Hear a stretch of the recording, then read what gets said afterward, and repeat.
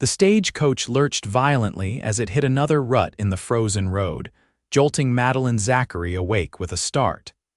She clutched her small leather-bound journal to her chest and peered through the frost-laced window.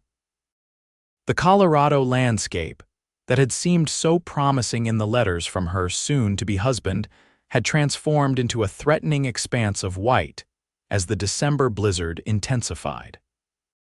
It was 1873, and at 22, Madeline had left behind everything familiar in Boston to marry a man she'd never met, a cattle rancher named Henry Blackwell, who had advertised for a bride in the matrimonial news. His letters had painted a picture of prosperity and promise in Colorado City, with talk of a comfortable home waiting for her arrival. "Miss, I'm afraid we've got trouble ahead," the driver called back, his voice barely audible over the howling wind. "Roads washing out from the snow melt underneath. Can't risk the horses." Madeline's heart sank. "How far are we from Colorado City?" "Still 15 miles out, miss. There's a way station about a half-mile ahead. Best we stop there until this passes." She nodded, though the driver couldn't see her. Clutching her coat tighter around her shoulders, she tried to ignore the chill that had settled in her bones during the 3-day journey. The other passengers, a traveling salesman and an elderly couple, exchanged worried glances. The way station appeared through the driving snow as little more than a dark smudge against white. When the stagecoach finally rattled to a stop, the driver helped Madeline down, her boots sinking into snow nearly to her knees. "Hurry inside, miss," he urged, helping her retrieve her carpet bag. The station keeper, a gruff man with a gray beard, greeted them with a frown. "Bad timing. Just got word that the pass ahead is completely blocked. Nobody's getting through to Colorado City tonight, maybe not tomorrow either." Madeline felt a wave of panic. "But I'm expected." "Mr. Blackwell will be waiting for me," the station keeper shrugged. "Can't help the weather, miss. You can send a telegram when the line's clear." The salesman and elderly couple settled in by the fire, but Madeline paced anxiously. Her entire future depended on making a good impression on Henry Blackwell. What would he think when she failed to arrive as scheduled? After an hour of fretting, she made a decision. "How far did you say Colorado City was?" 15 miles, miss, but you can't be thinking, is there anyone who might take me? I can pay." The station keeper laughed. Nobody in their right mind would head out in this.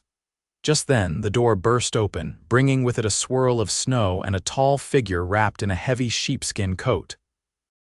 The man stomped his boots on the threshold and pulled down the scarf covering his face, revealing sharp cheekbones, a strong jaw darkened with stubble, and piercing blue eyes that scanned the room before landing on Madeline. "Xavier Hayes," the station keeper greeted. "Didn't expect to see anyone fool enough to be out in this weather." Xavier nodded curtly. "Got caught in it returning from Denver." He moved to the fire, removing his gloves to warm his hands. "Road to Colorado City still open?" "Not a chance. Pass is blocked solid." Madeline stepped forward, hope flaring. "You're heading to Colorado City? I need to get there tonight. I'll pay whatever you ask."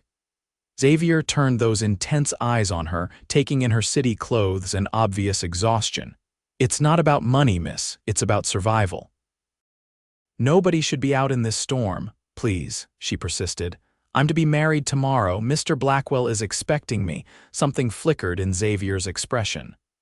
"Blackwell? Henry Blackwell?" "Yes, do you know him?" Xavier's jaw tightened. "Our ranches border each other." He studied her for a long moment, then sighed. "It's foolish to try, but I know a trail that might get us through if the snow hasn't drifted too high. It'll be dangerous. I'm willing to risk it." The station keeper protested, but Xavier silenced him with a look. "We'll take my horse. He's strong enough to carry double for a while." He nodded toward Madeline's bag. "Is that all you have?" "The rest of my trunks are coming on the freight wagon." "Good, less to weigh us down." He glanced at her thin coat. "That won't be enough." Without hesitation, he pulled a woolen blanket from his saddlebag and wrapped it around her shoulders. "Keep this close. We leave in 5 minutes." As Xavier stepped outside to prepare his horse, the station keeper approached Madeline. Miss, that man has bad blood with Blackwell. Been feuding over water rights for years. Are you sure you want to trust him? Madeline hesitated but nodded firmly. I don't have much choice, do I? Soon she found herself perched behind Xavier on his powerful bay stallion, her arms wrapped tightly around his waist as they pushed through the deepening snow. The wind cut through her layers like knives, and within minutes, she couldn't feel her fingers or toes.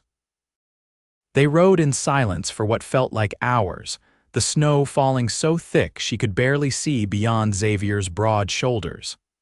When the horse stumbled for the third time, Xavier pulled them to a stop beneath a cluster of pine trees. "Horse needs rest," he shouted over the wind. "And you're shivering so hard I can feel it through my coat." Madeline tried to respond, but her teeth chattered too violently.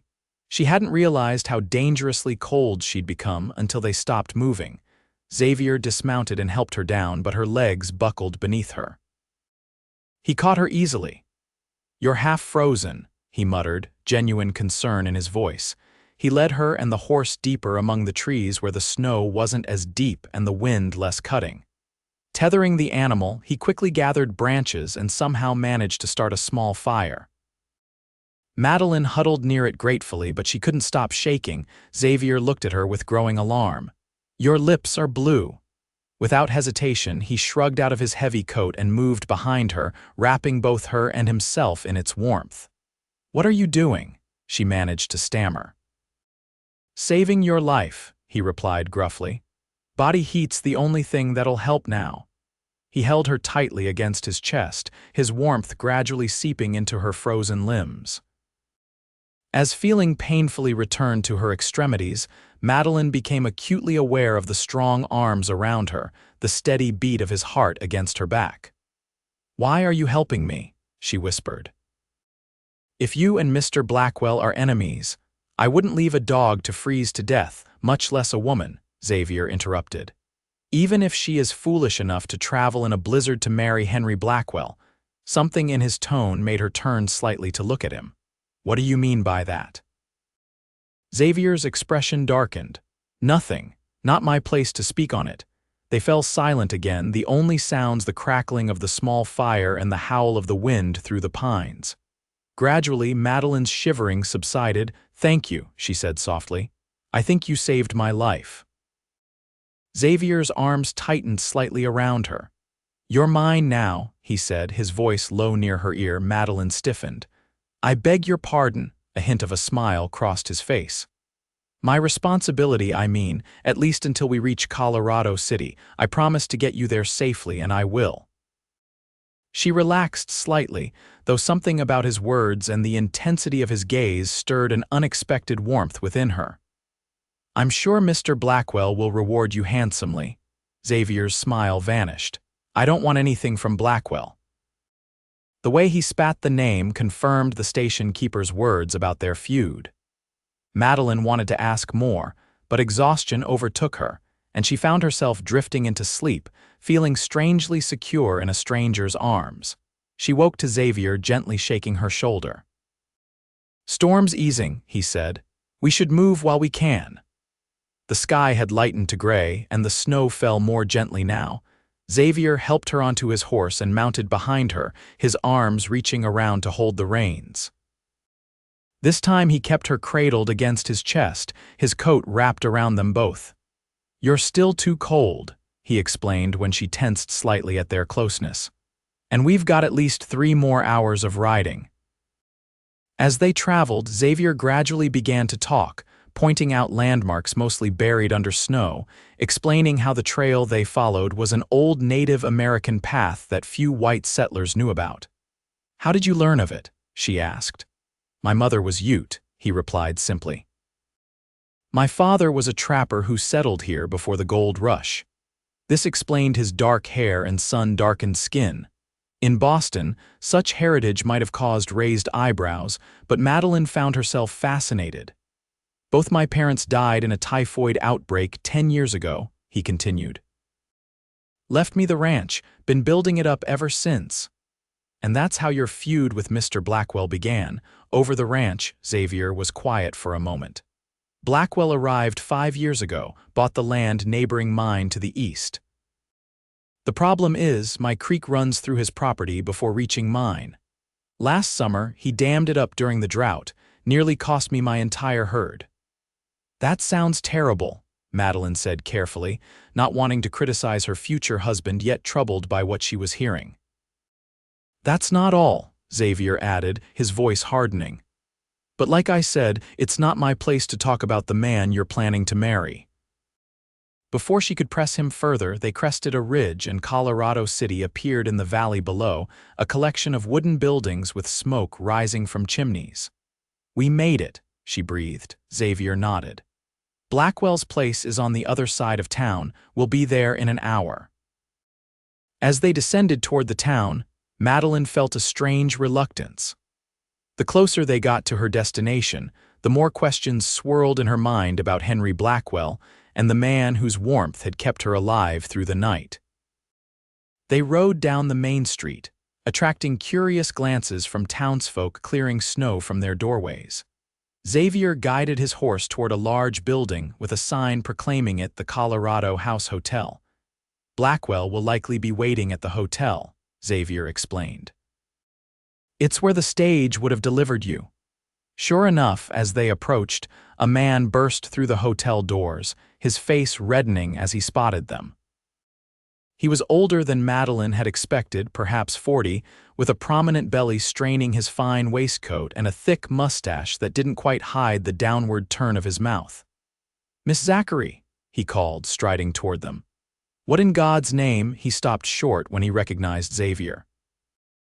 "Hayes, what is the meaning of this?" Xavier dismounted smoothly and reached up to help Madeline down.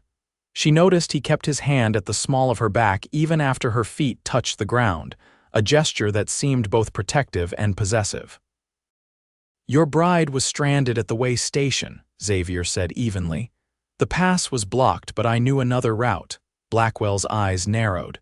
"And you just happened to be there, ready to play the hero. I find that mighty convenient." Madeline stepped forward. "Mr. Blackwell, Mr. Hayes saved my life. I insisted on trying to reach town despite the storm. Without him, I would have frozen to death." Blackwell's expression softened slightly as he turned to her. "Of course, my dear, forgive my manners. It was the shock of seeing you arrive with him." He shot Xavier a venomous look before offering Madeline his arm. "Come inside where it's warm. You must be exhausted."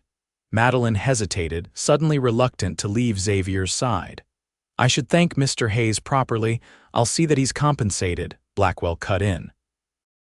"Right now, you need rest and hot food." Xavier's face had gone carefully blank. "No compensation necessary," he said flatly. "Good day, Miss Zachary, Mr. Blackwell." He tipped his hat and turned to his horse. "Mr. Hayes," Madeline called impulsively. "Your coat," he glanced back, a ghost of a smile on his lips.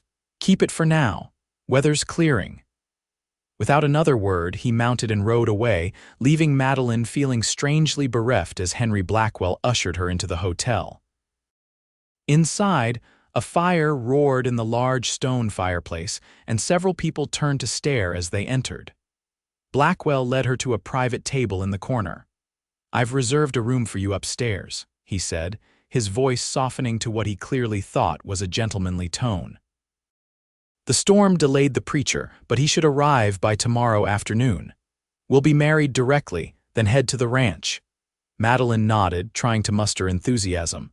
In person, Henry Blackwell was nothing like the charming, thoughtful man from his letters. His eyes lingered too long on her figure, and his manner held a possessiveness that made her uncomfortable. "Perhaps we could delay the wedding a few days," she suggested carefully. "I've had quite an ordeal, and I'd like some time to recover and become acquainted with you and the town." Blackwell frowned. "Nonsense. You'll have plenty of time to rest at the ranch after we're married. I've waited months for my bride, and I won't be kept waiting longer because of a little snow." His tone brooked no argument, and Madeline felt the first real stirrings of doubt about her decision to come west. Still, she reminded herself that she had few options. Her parents were dead, her small inheritance spent on the journey west. and her position as a governess in Boston had become untenable after the master of the house had made inappropriate advances. As if sensing her hesitation, Blackwell reached across the table to take her hand. "Forgive my impatience, my dear. I've been looking forward to your arrival for so long. The ranch house has been prepared for your comfort, and I promise you'll want for nothing as my wife." Madeline forced a smile. "Of course, I'm just very tired." "Naturally. Let me show you to your room." Upstairs, Blackwell hovered in the doorway as Madeline surveyed the small but clean room. "I'll have dinner sent up," he said. "And perhaps tomorrow morning, if you're feeling recovered, I can show you around town before the ceremony." After he left, Madeline sank onto the bed, overcome with exhaustion and confusion. She should feel relieved to have reached her destination safely, to find her future husband eager for their marriage. Instead, all she could think about was the warmth of Xavier Hayes's arms around her as he sheltered her from the storm, and the warning in his eyes when he spoke of Henry Blackwell. She dozed until a knock at the door announced the arrival of her dinner. To her surprise, it wasn't a hotel employee who entered, but a young woman about her own age with auburn hair and friendly brown eyes. "Miss Zachary, I'm Olivia Martin, the doctor's wife." Word spreads fast in a small town, and when we heard what happened, I thought you might appreciate some female company and perhaps some fresh clothes. She held out a bundle. "These should fit well enough until your trunks arrive." Madeline accepted the clothes gratefully. "Thank you, Mrs. Martin." "That's very kind," Olivia smiled. "Please call me Olivia, and it's the least I could do. Xavier Hayes rode straight to our house after leaving you, concerned you might be suffering from exposure." "He did." Madeline couldn't hide her surprise. Olivia nodded. "Xavier's one of the good ones, despite what some in town might say. My husband would have come himself, but he's attending a birth at the Peterson farm." She paused, studying Madeline's face. "If you don't mind my saying, you look overwhelmed." The simple acknowledgement of her feelings broke something in Madeline. To her horror, tears welled in her eyes. "I'm sorry, everything has happened so quickly." Olivia sat beside her on the bed. "Meeting your husband-to-be for the first time can't be easy, especially after such a journey. Mr. Blackwell seems very eager for the wedding." "Yes, he would be," Olivia replied, her tone careful. "He's been telling everyone about his sophisticated Boston bride for months." Something in her voice made Madeline look up sharply. "Mrs. Martin, Olivia, is there something I should know about Mr. Blackwell?" Olivia hesitated. "It's not my place to speak ill of anyone, especially a man you're set to marry, but perhaps you should take that time you mentioned to get to know Colorado City and its people before you make your final decision." "What final decision? I've traveled across the country to marry him. My trunks are on their way. I have nowhere else to go." "There are always options," Olivia said gently. "My husband and I have a spare room. You'd be welcome to stay with us if you need time to think." Before Madeline could respond, another knock came at the door. Olivia rose to answer it, and Madeline heard her exchange a few terse words with someone in the hallway. "Mr. Blackwell wanted to check on you," Olivia explained, returning to Madeline's side.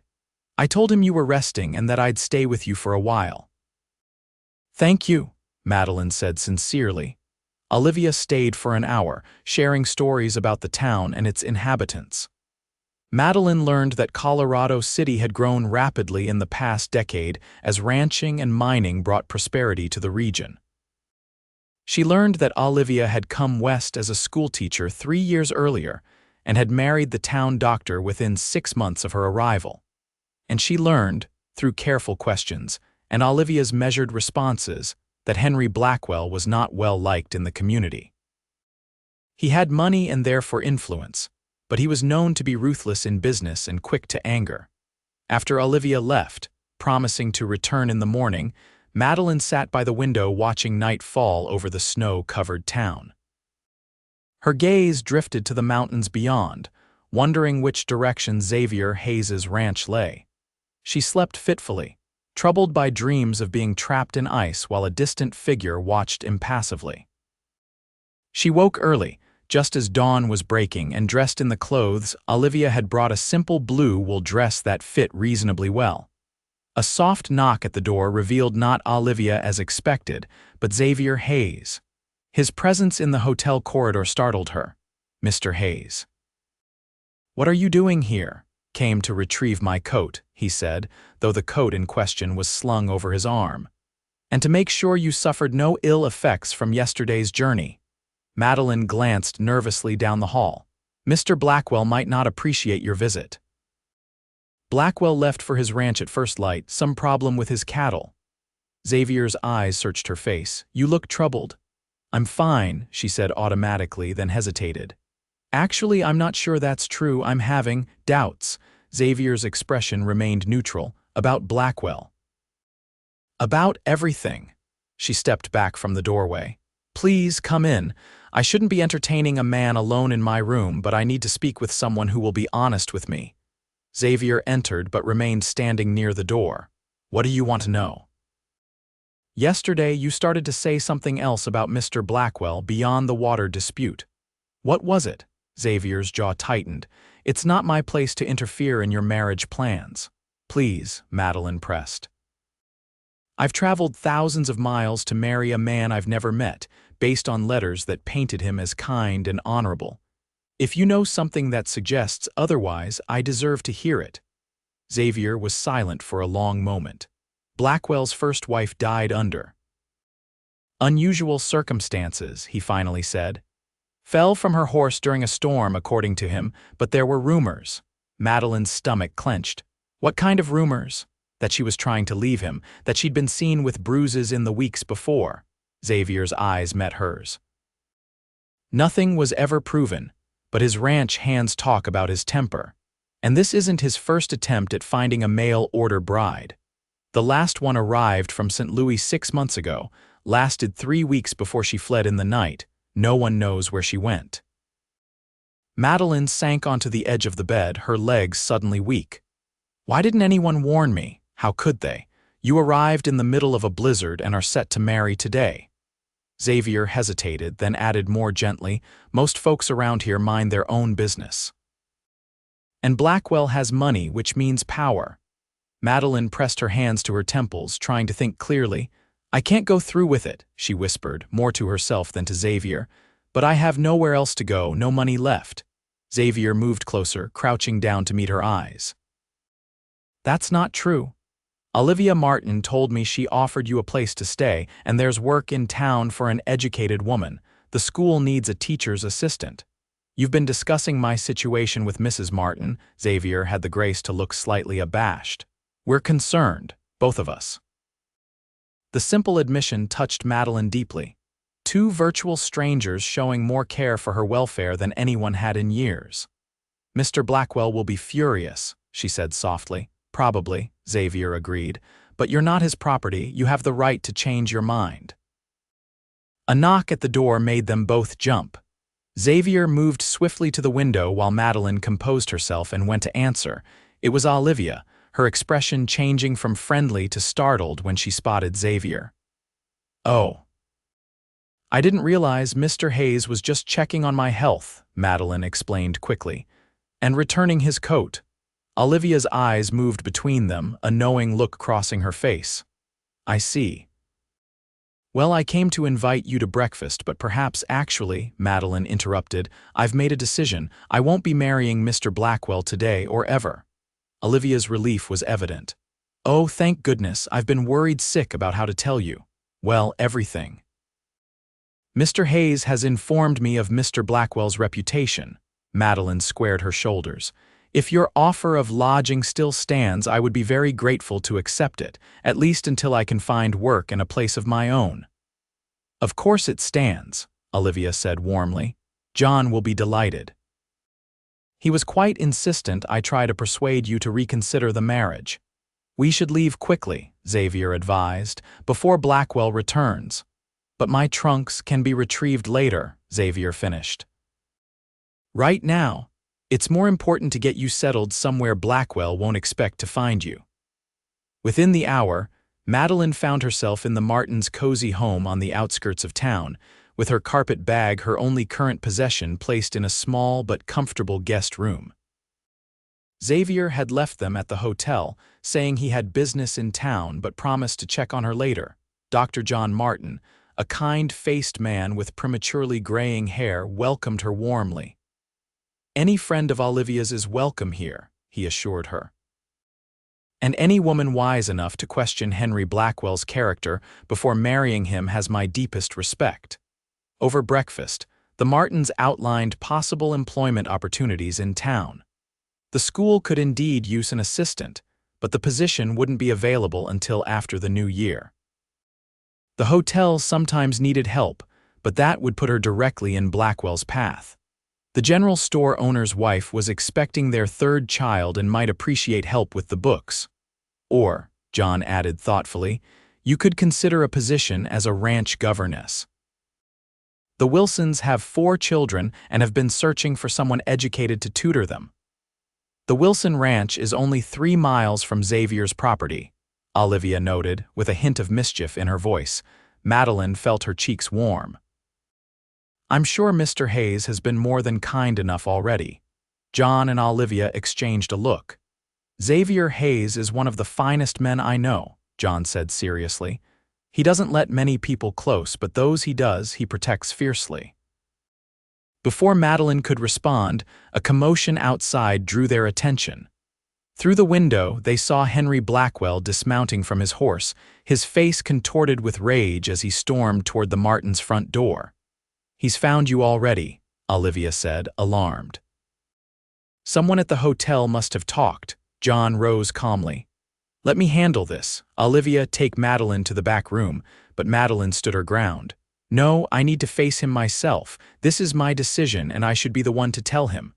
The pounding on the door grew more insistent. John looked at her with respect before nodding and moving to answer it. Blackwell burst in the moment the door opened. "Where is she?" he demanded, then spotted Madeline. "There you are. What is the meaning of this? The hotel clerk said you left with your things this morning." "We're to be married today," Madeline lifted her chin.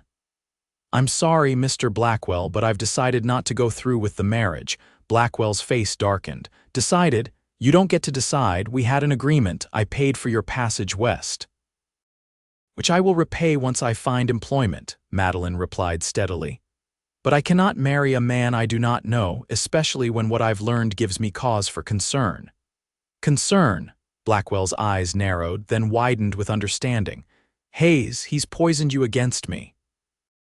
He turned to John. "And you're harboring her. Do you know what this will cost you? I can ruin your practice with a word." John remained calm. "I doubt that, Henry. People come to me because I'm the only doctor for 20 miles, not because you approve of me." Blackwell turned back to Madeline, his voice lowering to a dangerous tone. "You belong to me, I paid for you, and I will have what's mine." "Miss Zachary belongs to no one but herself," came a new voice from the doorway. Xavier stood there, his imposing frame filling the entrance. Blackwell whirled to face him. "You," he snarled. "I should have known you'd be behind this. First my water, now my bride. You won't be satisfied until you've taken everything from me." Xavier stepped into the room, his eyes never leaving Blackwell. "Miss Zachary has made her choice. I suggest you respect it and leave." For a tense moment, the two men stared at each other, the hatred between them palpable. Then Blackwell's hand moved toward his belt where a pistol was holstered. John stepped between them quickly. "Not in my house, Henry. There are women present." Blackwell's hand stilled, his eyes cold with fury fixed on Madeline. "This isn't over. You'll regret crossing me." He jabbed a finger at Xavier. "Both of you will." With that, he stormed out, slamming the door behind him. The room fell silent. Madeline realized she was trembling, the full impact of what she'd done hitting her. She'd rejected the man who was to be her security, her future in this unfamiliar place. Xavier approached her cautiously. "Are you all right?" she nodded, unable to speak past the tightness in her throat. "Blackwell won't give up easily," John warned. "He's not used to being denied what he wants." "Which is why Madeline should leave town, at least for a while," Olivia suggested. "Perhaps visit my sister in Denver until things cool down." No, Xavier said firmly. Blackwell would expect that. He has connections in Denver. He hesitated, then continued. I have a cabin on the far edge of my property. It was my parents' home before I built the main house. It's small but solid and far enough from Blackwell's land that he wouldn't think to look there. Madeline found her voice. You're offering me your cabin, temporarily, until we figure out something more permanent. Xavier looked uncomfortable with everyone's attention on him. My housekeeper, Mrs. Larson, lives in the main house. She's a good woman, a widow. Her presence would protect your reputation. John nodded slowly. That might be the safest option, at least in the short term. I couldn't impose, Madeline began. It's not an imposition, Xavier cut in. The cabin's sitting empty and I'd rest easier knowing you were safe. Something in his voice, a hint of vulnerability beneath the strength, made Madeline's decision for her. Then I accept with gratitude. By mid-afternoon, Madeline was settled in the small cabin on Xavier Hayes's ranch.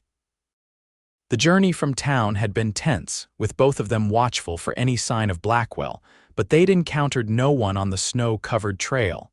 The cabin was indeed small, just 2 rooms with a stone fireplace in the main living area, but it was clean and surprisingly cozy. Mrs. Larson, a plump, motherly woman in her 60s, had prepared it with fresh linens and stocked the pantry with enough food for several days. It's not much, Xavier said apologetically as he lit the fire, but it's warm and secure. It's perfect, Madeline assured him, and strangely it felt true. After the chaos and uncertainty of the past 2 days, the simple cabin with its sturdy walls and crackling fire felt like sanctuary. Mrs. Larson fussed over her, insisting she eat something and rest after her ordeal. Mr. Hayes told me what happened, she confided as she prepared a simple meal of beans, bacon, and cornbread. You're better off without Blackwell, if you don't mind my saying so. That man has a darkness in him. After they ate, Mrs. Larson returned to the main house, promising to check on Madeline in the morning. Xavier lingered, seemingly reluctant to leave. Will you be comfortable here? He asked, standing awkwardly by the door. Yes, very, Madeline smiled. Thank you again for everything. I don't know what I would have done without your help. Xavier shook his head. You would have figured something out. You're stronger than you realize. The simple words of confidence touched her deeply. Perhaps, but I'm grateful I didn't have to test that strength alone. He nodded, his eyes holding hers for a moment longer than necessary. Good night, Miss Zachary. Madeline, she corrected impulsively. Please call me Madeline. A smile softened his features. Madeline, I'm Xavier to my friends. Are we friends then? She asked. I'd like to think so. He tipped his hat and stepped out into the cold evening, leaving Madeline with a warm feeling that had nothing to do with the fire. The next few days fell into a peaceful rhythm. Mrs.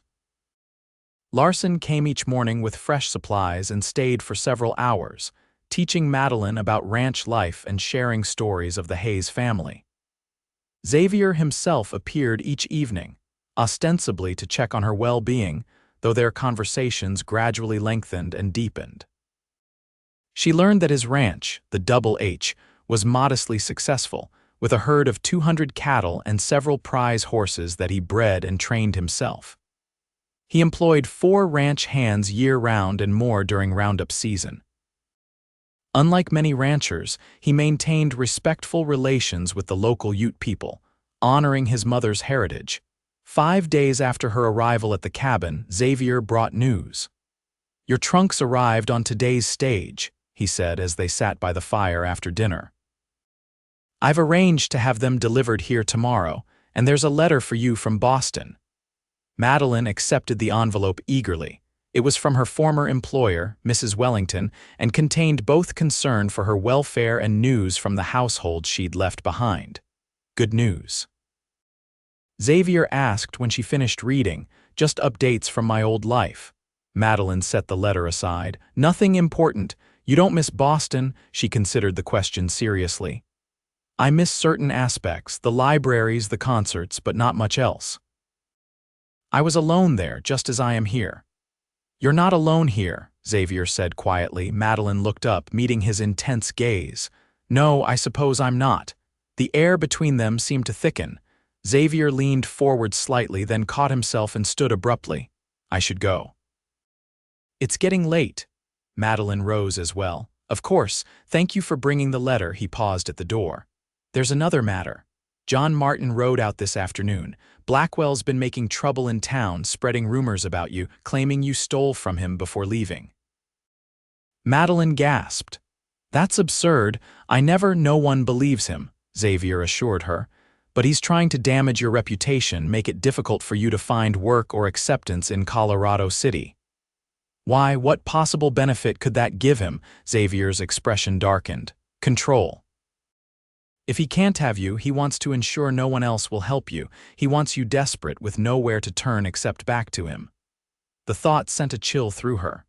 What should I do? For now, stay here where you're safe. Blackwell doesn't know where you are, and we'll keep it that way. Xavier hesitated, but there might be a way to neutralize his influence more permanently.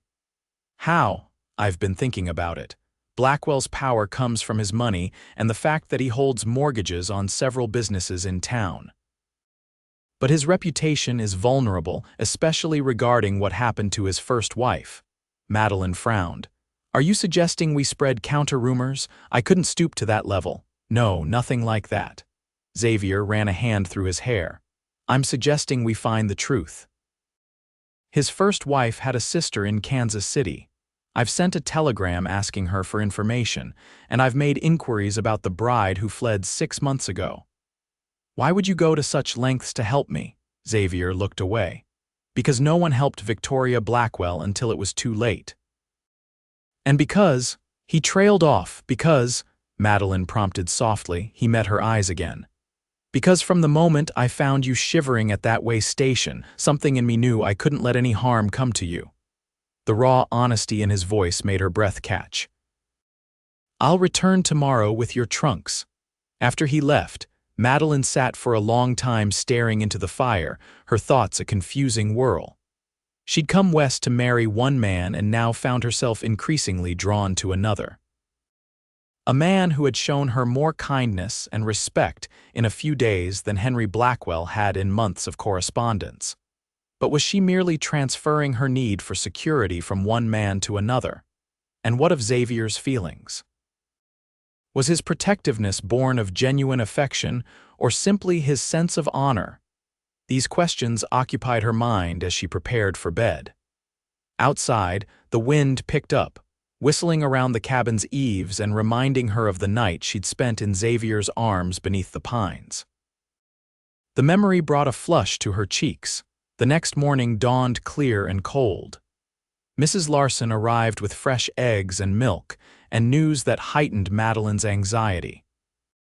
Blackwell came by the main house yesterday while you were out checking the north pasture, she told Xavier when he arrived later with Madeline's trunks. Said he was looking for strays, but he was asking questions about whether we had visitors. Xavier's expression hardened. What did you tell him? That the only visitor we've had is my niece from Pueblo. Mrs. Larson winked at Madeline. He didn't seem to believe me, but he couldn't prove otherwise. Xavier nodded. Good, but we need to be more careful. Madeline shouldn't stay in the cabin alone anymore. It's too isolated. I could move to the main house, Madeline suggested, though the thought of leaving the cozy cabin disappointed her. Actually, Xavier said slowly, I had another idea. He seemed uncharacteristically hesitant. There's a position open at the Wilsons' ranch as a governess. Tom Wilson is a good friend, and his wife Susan is one of the kindest women I know. Their children need education, and you need legitimate work. Madeline felt a pang of disappointment. You want me to leave? No, Xavier said quickly. That's not. I don't want you to go anywhere. But Blackwell is growing suspicious, and the longer you stay hidden, the more determined he'll become to find you. If you were openly employed by a respected family in the community with my public support, it would be harder for him to cause trouble without exposing himself. His reasoning made sense, but Madeline couldn't help feeling that he was trying to distance himself from her. I see. When would I start? Tom and Susan are eager to meet you. I thought perhaps tomorrow if you feel ready." Xavier studied her face. "This isn't about sending you away, Madeline. It's about giving you independence while keeping you safe." She nodded, trying to hide her confusion. "Of course. I appreciate your thinking of me." Their conversation was interrupted by the arrival of John Martin, riding hard up the path to the cabin. His normally pleasant face was grim as he dismounted. "Trouble," he said without preamble. "Blackwell's gone to the sheriff with accusations that Madeline stole jewelry from him. He's demanding she be arrested." "That's ridiculous," Madeline exclaimed. "I've never even been to his ranch." "The sheriff knows that," John assured her. "He has no intention of arresting you, but Blackwell is making a public spectacle trying to force a confrontation." Xavier's jaw tightened. "This ends now." He turned to Madeline. "Do you trust me?" The question startled her. "Yes, of course." "Then I need you to come into town with me. Today, we're going to face Blackwell directly." Mrs. Larson gasped. "You can't be serious." "That man is dangerous when crossed. Precisely why this needs to be done in public with witnesses," Xavier replied. "Blackwell thrives on intimidation and secrecy. Let's see how he handles the truth in the open." John looked skeptical but nodded slowly. "It might work. Blackwell's careful about his public image." Madeline took a deep breath. "What do you need me to do?" "Just tell the truth," Xavier said simply. "About the letters, about meeting him, about why you chose not to marry him. Can you do that?" "Yes." The certainty in her voice surprised even her. "Yes, I can." 2 hours later, Madeline found herself entering Colorado City's busiest establishment, the Silver Dollar Saloon.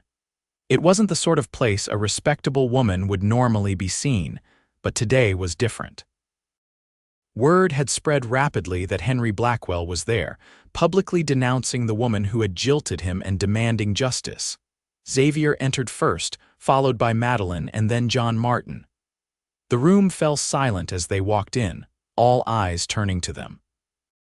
Blackwell stood at the bar mid-tirade and froze at the sight of them. Well, he drawled, recovering quickly. "If it isn't the thief herself and her protector." His eyes narrowed at Xavier. "Come to return what she stole." Xavier remained calm. "Miss Zachary has stolen nothing, as you well know. She's here to clear her name and end your slander." Blackwell sneered. "Her word against mine, and who do you think folks around here will believe? A respected rancher or a deceitful woman who breaks her promises?" "Perhaps they'll believe documentation," Xavier replied, producing a packet of papers from his coat. "Letters from your first wife's sister in Kansas City, detailing the bruises and fears Victoria confided before her accident. And a sworn statement from Elizabeth Cooper, the bride who fled your ranch 6 months ago, describing similar mistreatment." Murmurs rippled through the crowd. Blackwell's face darkened with fury. "Lies, all lies. That woman was insane and Victoria's death was an accident? Was it?" Xavier challenged. "Because I also have a statement from Dr. Patterson who examined her body. He noted injuries inconsistent with a fall from a horse." Blackwell lunged forward but was restrained by 2 men standing nearby. "You orchestrated all this," he shouted at Xavier. "You've been trying to ruin me for years." "No, Henry," Xavier said quietly. "You've done that yourself." The sheriff pushed through the crowd, his weathered face grim as he took in the scene. "What's all this about?" Madeline stepped forward. "Mr. Blackwell has accused me of theft." "It's not true. I came to Colorado City as his mail-order bride, but chose not to marry him after learning of his character. Now he's attempting to ruin my reputation so no one will help me establish myself independently." The sheriff looked from her to Blackwell. "That true, Henry? She's lying." Blackwell spat. "She agreed to be my wife, took my money for passage, then ran off with Hayes the moment she arrived." "That's not what the stagecoach driver says," John Martin interjected. "He confirms Miss Zachary was stranded at the way station during the blizzard, and that Hayes risked his life to bring her to town." The sheriff rubbed his jaw thoughtfully. "Seems to me we've got 2 different stories here, but I don't see any evidence of theft." He turned to Madeline. "Miss, did you take anything belonging to Mr. Blackwell?" "Nothing, Sheriff. I never even entered his home." "She has my mother's brooch," Blackwell insisted. "A valuable family heirloom I showed her at the hotel." Xavier handed the sheriff another document. "This is the inventory from the hotel room where Miss Zachary stayed, signed by the hotel manager. No brooch was found, and Miss Zachary left with only what she brought with her." The sheriff scanned the paper, then looked up at Blackwell. "Henry, I'm warning you. False accusations are serious business. Unless you have proof, this is a conspiracy," Blackwell snarled. "Hayes has wanted my land for years. Now he's turned the town against me to get what he wants." "What Xavier Hayes wants," came a new voice, "is justice for my sister." A hush fell over the room as a woman stepped forward. She was middle-aged, with streaks of gray in her dark hair, but her resemblance to a portrait Madeline had seen in the hotel of the late Mrs. Blackwell was unmistakable. "Margaret," Blackwell whispered, his face draining of color. "You're in Kansas City." "I was," the woman agreed, "until Mr. Hayes's telegram reached me. I've been waiting years for someone to finally ask the right questions about Victoria's death." The sheriff straightened. Mrs. Margaret Wilson, Victoria was my younger sister." Her steady gaze never left Blackwell. "She wrote to me weekly after her marriage. At first she was happy. Then the letters changed. She wrote of his rages, of being isolated at the ranch, of bruises she had to hide. Her last letter said she was planning to leave him to come to me in Kansas City." She turned to the sheriff. "That letter arrived the day after I received word of her death." The saloon had gone deathly quiet. Even Blackwell seemed stunned into silence. "Mr. Hayes came to me with questions," Margaret continued, "but I came here with answers and proof." She removed an envelope from her reticule and handed it to the sheriff. "Victoria's letters, all of them." The sheriff accepted the envelope soberly. "Mrs. Wilson, these are serious implications." "Yes, they are," her voice was steady, "and I'm prepared to swear to their authenticity in court." Blackwell seemed to shrink before their eyes, his bluster replaced by calculation as he glanced around the room. Every face reflected the same disgust and condemnation. "This proves nothing," he said, but his voice lacked conviction. "Accidents happen." "They do," the sheriff agreed grimly. "But so does murder. I'll be reviewing these letters carefully, Henry, and reopening the investigation into your wife's death."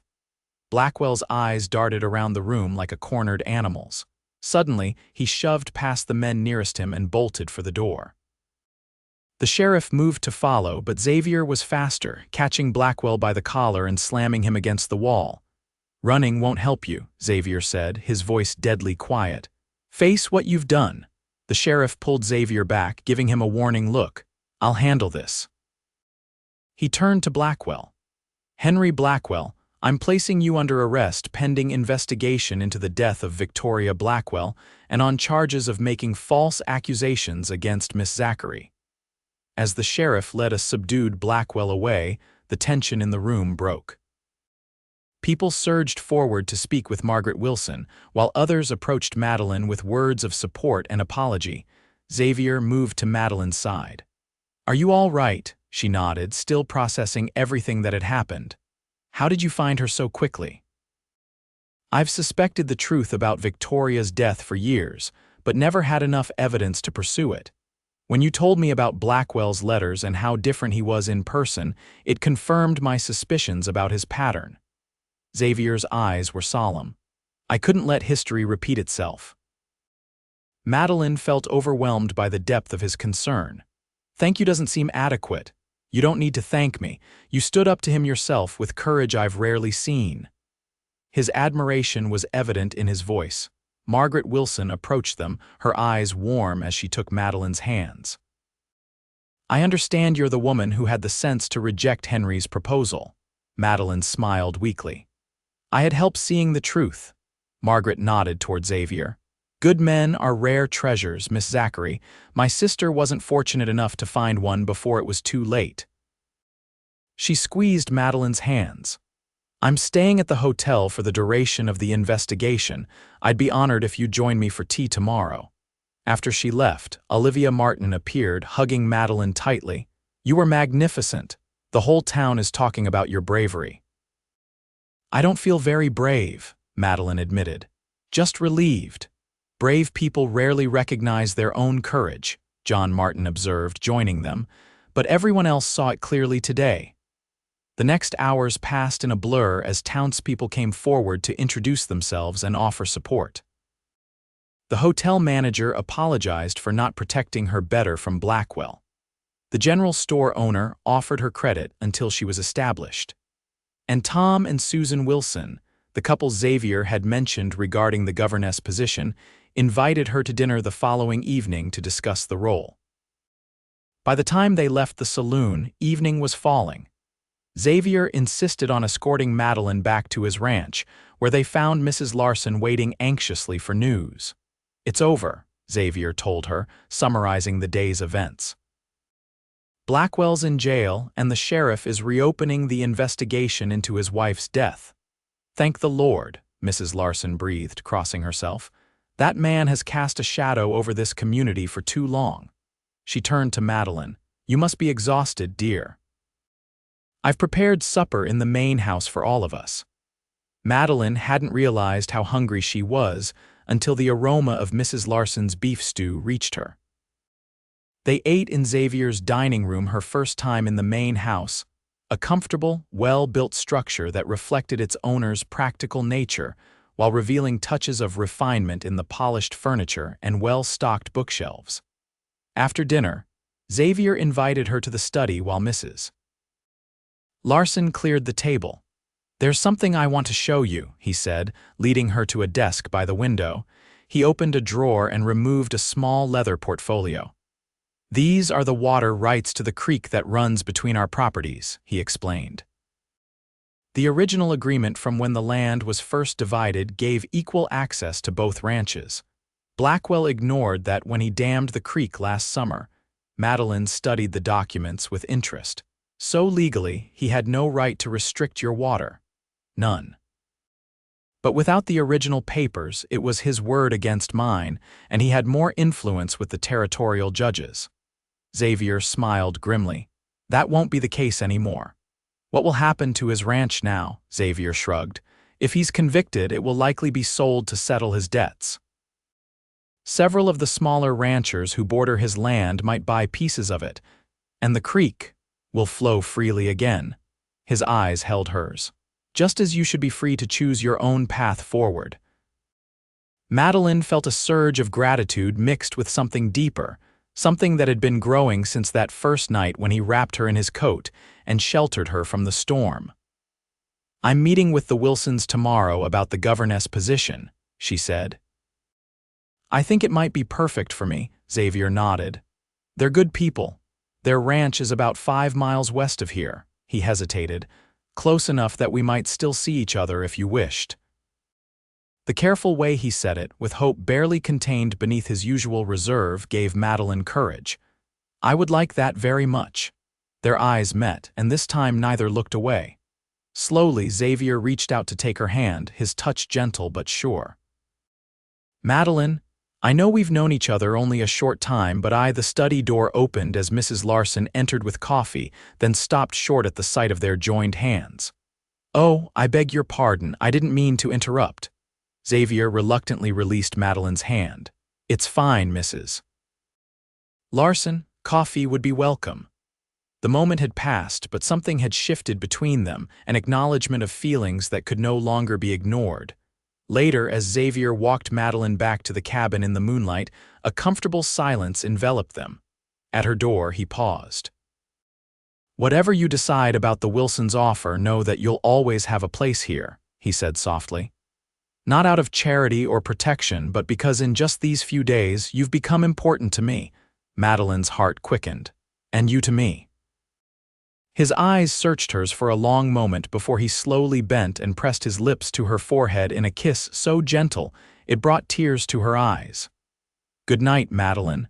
Good night, Xavier." As winter gave way to spring, Madeline found herself settled into a new life that surpassed any she might have imagined when she boarded that stagecoach months earlier. The Wilsons had hired her immediately as governess to their 4 children, providing her with comfortable lodging in their spacious ranch house, and a generous salary that allowed her to begin saving for her future. The children, ranging in age from 6 to 12, proved bright and eager to learn, making her days fulfilling in ways her previous position in Boston had never been. Susan Wilson became a dear friend, teaching Madeline about ranch life and introducing her to the tight-knit community of women who sustained each other through the challenges of frontier living. Henry Blackwell remained in jail awaiting trial. The investigation into Victoria Blackwell's death had uncovered enough evidence to charge him with murder, and additional victims of his cruelty had come forward, including Elizabeth Cooper, the previous mail-order bride who had fled to Denver. Madeline saw Xavier several times each week. He often rode over to the Wilson Ranch in the evenings, ostensibly to discuss cattle business with Tom, but inevitably finding his way to the garden or parlor where Madeline might be found. Their conversations ranged from books to dreams to childhood memories, each revelation drawing them closer. On Sundays, he escorted her to church in Colorado City, a public declaration of his regard that did not go unnoticed by the townspeople. Olivia Martin observed with satisfaction that they made a handsome couple, while Mrs. Larson began dropping hints about the lovely spring flowers that would soon be perfect for a bride's bouquet. Xavier made no secret of his feelings, though he was careful to court her properly, mindful of her reputation and the shadow of her near marriage to Blackwell. For her part, Madeline found herself falling deeply in love with this quiet, honorable man whose strength was matched by his tenderness. One evening in early April, Xavier invited her to ride with him to a special place on his property. They followed the now freely flowing creek to a meadow bursting with early wildflowers, where a massive oak tree spread its branches beside a clear pool. "This was my mother's favorite spot," Xavier explained as he helped her dismount. "She used to bring me here to fish and tell stories about her people." Madeline touched the trunk of the ancient oak. "It's beautiful, peaceful." Xavier took her hand. "I've been thinking about the future," he said, his voice uncharacteristically hesitant. "About what I want for my life and the ranch." Madeline's heart quickened. "And what have you concluded?" "That none of it means anything without you." He drew her gently toward him. "I love you, Madeline. I think I began falling in love with you that night in the blizzard when you showed such courage and determination." Joy flooded through her. "I love you too, Xavier. You've shown me what real strength and kindness look like." His arms encircled her waist. "I don't want to rush you." "After everything with Blackwell, this is nothing like that," Madeline interrupted. "What I feel for you is real, based on knowing you, not on letters from a stranger." She smiled up at him. "And I'm not being rushed. If anything, I've been waiting impatiently for you to declare yourself." Xavier laughed, a sound of pure happiness that echoed across the meadow. Then he grew serious again, taking both her hands in his. "Madeline Zachary, will you marry me, be my partner in life in this land, in everything that matters?" "Yes," she answered without hesitation. "With all my heart, yes." He kissed her then, a kiss that held all the promise of their future together, tender at first, then deepening with a passion that left them both breathless. They were married in May, in a ceremony attended by the entire community. Madeline wore a gown of ivory silk that Susan Wilson helped her make, with wildflowers from the meadow in her hair instead of an elaborate veil. Xavier, standing tall and proud beside Reverend Thornton, couldn't take his eyes off her as she walked toward him on Tom Wilson's arm. Their vows were simple but heartfelt, promises to love and cherish, to respect and support, to build a life worthy of the gift they'd found in each other. The celebration afterward lasted well into the evening, with dancing and feasting and many toasts to the couple who had overcome such obstacles to find happiness. As the sun began to set, Xavier led his bride away from the festivities to the privacy of their home, the main house of the Double H Ranch, now transformed by Madeline's touch into a true home. That night, as they lay together in the quiet darkness, Xavier traced the curve of Madeline's cheek with gentle fingers. "Do you ever think about how differently things might have turned out?" he asked softly. "If the storm hadn't stranded you, if I hadn't been at the way station that day." Madeline caught his hand and pressed a kiss to his palm. "I believe we would have found each other somehow. Some things are meant to be," he smiled in the darkness. "Like a mail-order bride stranded in the cold and a cowboy with an extra coat, exactly like that." She nestled closer to him. "Though I'm glad you said you're mine now, it was very romantic," Xavier chuckled. "I was trying to be practical, keep you from freezing to death. Well, it worked. Here I am, very much yours and very much alive." She lifted her face for his kiss, "and I wouldn't change a thing." In the years that followed, their love only deepened as they faced the challenges of ranch life together. The Double H prospered under their joint care, with Xavier's knowledge of cattle and horses complemented by Madeline's skilled management of the accounts and correspondence. When Blackwell was convicted and sentenced to life imprisonment, his ranch was indeed sold off in parcels.